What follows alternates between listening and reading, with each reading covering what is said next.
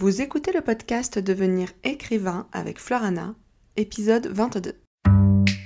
Bienvenue sur Devenir écrivain, le podcast pour démarrer et réussir votre carrière d'écrivain.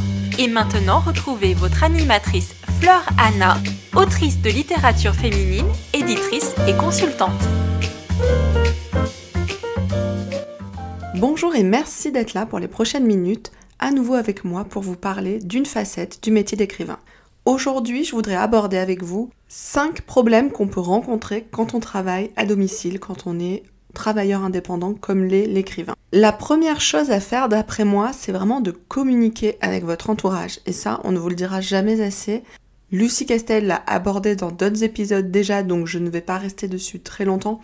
Mais effectivement, c'est important que vous compreniez que votre entourage n'est pas contre vous, ne comprend pas forcément les implications du métier d'écrivain, et c'est à vous que revient quelque part son éducation concernant votre travail. Donc quand je parle d'éducation, c'est vraiment de montrer que oui, vous êtes à la maison, mais non, vous n'êtes pas pour autant disponible tout le temps. Je sais par exemple que j'habite dans une toute petite copropriété et nous ne sommes que 4 copropriétaires, et mes voisines sont pour la plupart à la maison, à la retraite.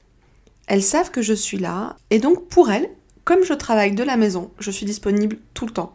Donc elles vont venir sonner chez moi, m'envoyer des messages, m'appeler, me demander de faire des photocopies, enfin bref, plein de choses. Et quand même, il y a un moment où j'ai été obligée de taper un peu du poing sur la table, donc gentiment, je ne veux pas non plus les braquer, mais c'était important pour moi de leur dire « oui, je suis chez moi, oui, potentiellement je suis disponible pour une urgence, s'il y a un gros souci, je suis là, mais sinon...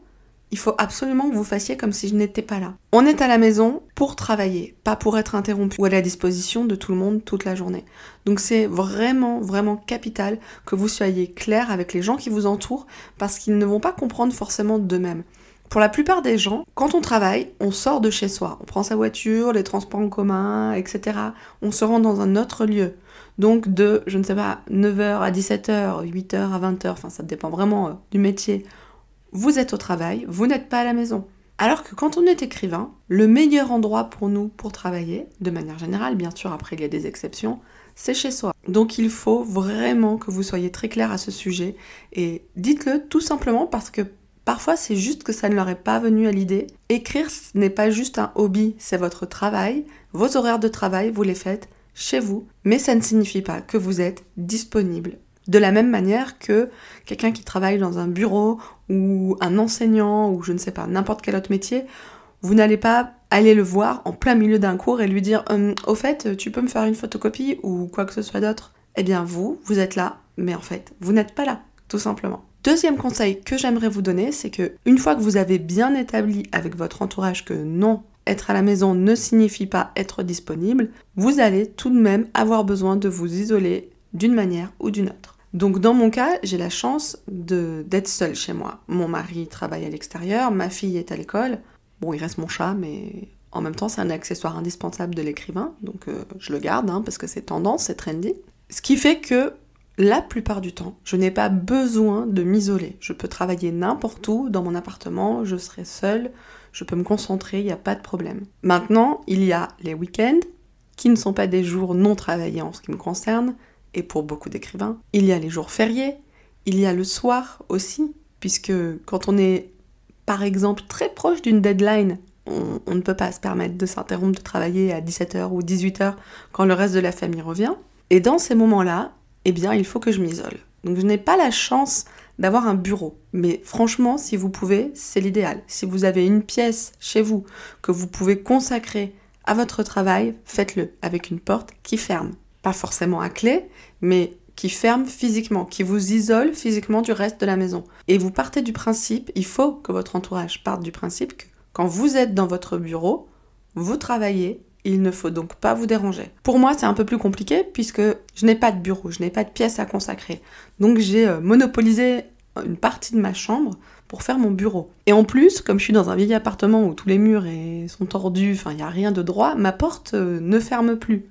Il y a dû avoir un glissement de terrain à un moment, un truc, vu que je suis dans une zone sismique, mais je m'égare. Mais tout ça pour dire que, en plus, je ne peux pas physiquement fermer ma porte, je peux juste la pousser. D'où l'importance, dans ce cas, d'avoir bien appliquer le conseil numéro 1 et d'avoir bien éduqué l'entourage. Malgré tout, j'arrive à m'isoler, donc je pousse la porte et puis je préviens les autres. Quand ils sont à la maison et que je dois travailler, je leur dis « là, je bosse ». Si vous avez besoin de quelque chose, vous attendez que j'ai terminé une de mes sessions d'écriture. Alors c'est pas parfait, surtout avec une ado, et parfois elle vient me voir et elle a envie de me raconter quelque chose, et même si je suis en train de travailler, je me sens vraiment pas le cœur de la refouler, de lui dire là, je travaille, tu me parleras plus tard.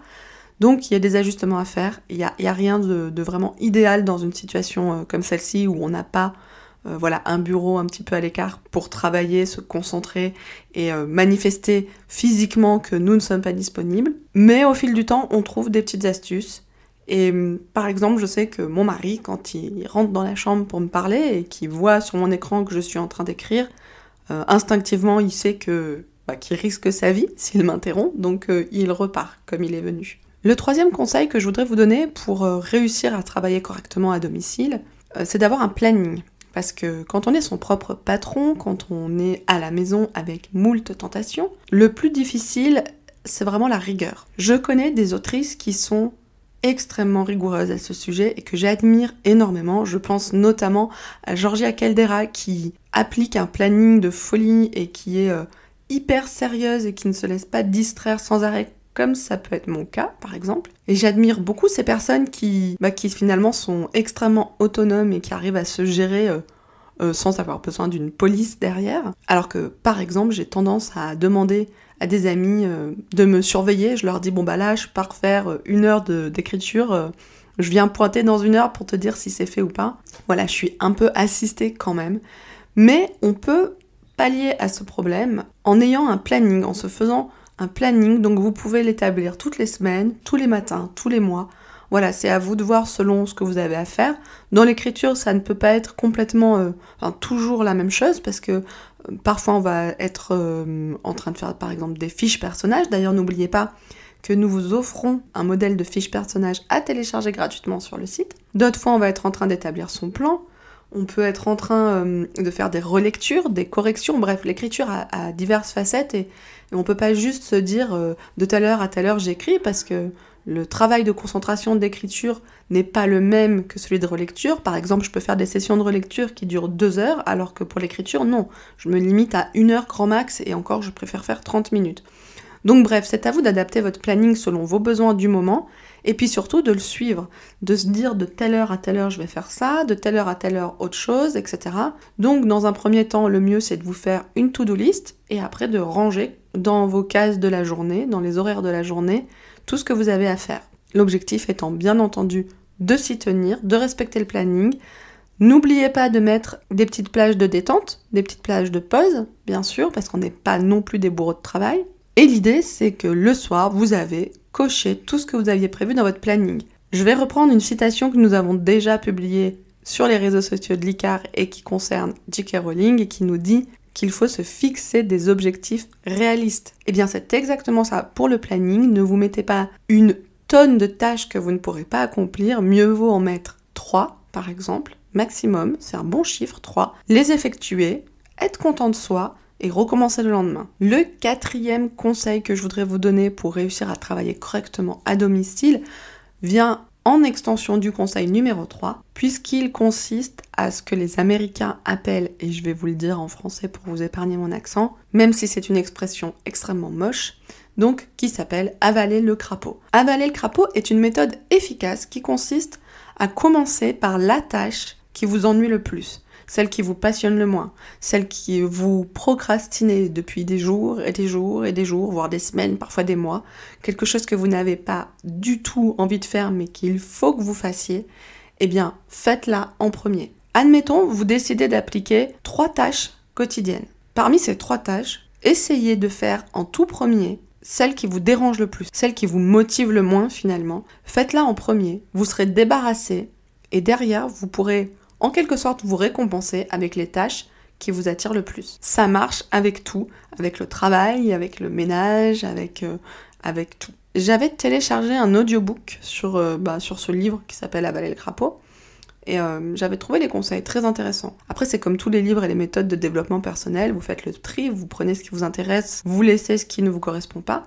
Mais au final, j'ai trouvé ça pas mal de se dire, je fais en premier ce qui me gonfle le plus et je me récompense avec le reste. Ce qui fait que vous démarrez votre journée là-dessus et tout le reste de la journée est beaucoup plus agréable. Après, si vous avez uniquement des tâches bien reloues à accomplir, essayez de les étaler sur la semaine, sur le mois, et puis arrêtez de procrastiner. Là aussi, dans une de nos newsletters, si vous n'êtes pas abonné à notre mailing, franchement, allez-y. Lucie Castel vous y donne d'excellents conseils, et elle vous avait partagé il y a très longtemps.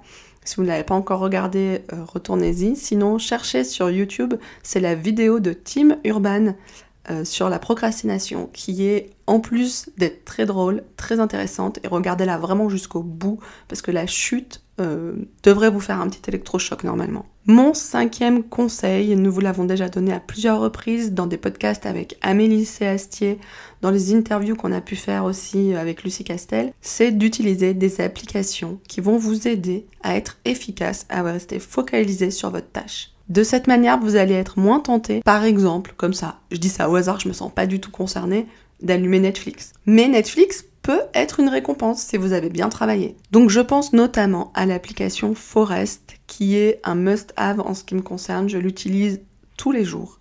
Vraiment tous les jours. En plus, on peut ajouter ses amis et ça fait, comme on le disait avec Amélie, donc dans le podcast que nous avions fait sur le coworking, ça fait une compétition bienveillante. Il existe d'autres applications dont je suis personnellement moins fan, mais je connais des autrices et des auteurs qui l'utilisent et en sont très contents. Il s'agit d'une application qui se met sur l'ordinateur et qui va bloquer en fait Internet pour vous inciter à travailler uniquement. Donc moi ça m'embête un peu parce que quand j'écris, quand je fais des recherches, etc., j'ai régulièrement besoin d'Internet. Alors je sais que je pourrais prendre des notes et y revenir après, mais voilà, j'aime bien... J'arrive à aller, par exemple, sur les sites de synonymes sans dévier sur Facebook pour aller regarder des vidéos de quiche, par exemple, hein, parce que ces vidéos-là, je ne sais pas pourquoi, sont assez hypnotisantes. Mais ça peut être intéressant, surtout pour vous mettre le pied à l'étrier de la rigueur. Donc il existe des applications que vous ajoutez sur votre ordinateur, des petits programmes. Il existe aussi un site sur lequel vous vous rendez et vous dites, voilà, je dois écrire pendant X temps ou je dois écrire X mots. Tant que je n'ai pas écrit tout ça, je ne peux pas aller ailleurs. Sinon, je reviens encore une fois sur Forest, qui est vraiment la meilleure à mes yeux, gratuite en plus. Il existe une version payante, mais il y a une version de base gratuite qui est déjà très bien si vous voulez vous faire une idée. Et elle vous aidera à vous fixer de petits objectifs facilement atteignables et à accomplir les tâches quotidiennes qui composent votre travail à domicile. Voilà, donc je récapitule. D'abord, communiquez avec votre entourage pour leur expliquer que vous avez besoin de tranquillité pour travailler. Isolez-vous physiquement du reste de votre entourage si vous n'êtes pas seul à la maison. Préparez-vous un planning avec 3 tâches quotidiennes à accomplir. Vous pouvez augmenter le nombre de tâches une fois que vous serez bien habitué. Pensez à accomplir les tâches les plus ennuyeuses au début de la journée. Récompensez-vous avec celles qui vous font le plus plaisir. Et n'hésitez pas à utiliser des applications. Voilà, j'espère que ces quelques conseils qui sont assez basiques mais importants vous aideront à vous organiser au quotidien pour votre travail à domicile qui est l'écriture. Je vous remercie de m'avoir écouté une nouvelle fois, j'espère que ça vous a plu, n'hésitez pas à le manifester, que ce soit sur les réseaux sociaux, les plateformes d'écoute, partagez, parlez-en autour de vous, commentez, dites-nous, que ce soit par email ou en commentaire, quel sujet vous aimeriez qu'on aborde dans les prochains podcasts. Et je vous dis à très bientôt pour un nouvel épisode de Devenir écrivain, le podcast qui vous veut du bien. À bientôt! Vous voulez devenir écrivain? Téléchargez sans plus attendre le guide écrivain mode d'emploi sur le site licares.fr, licares.fr. Ce guide vous donne les 4 étapes fondamentales pour progresser vers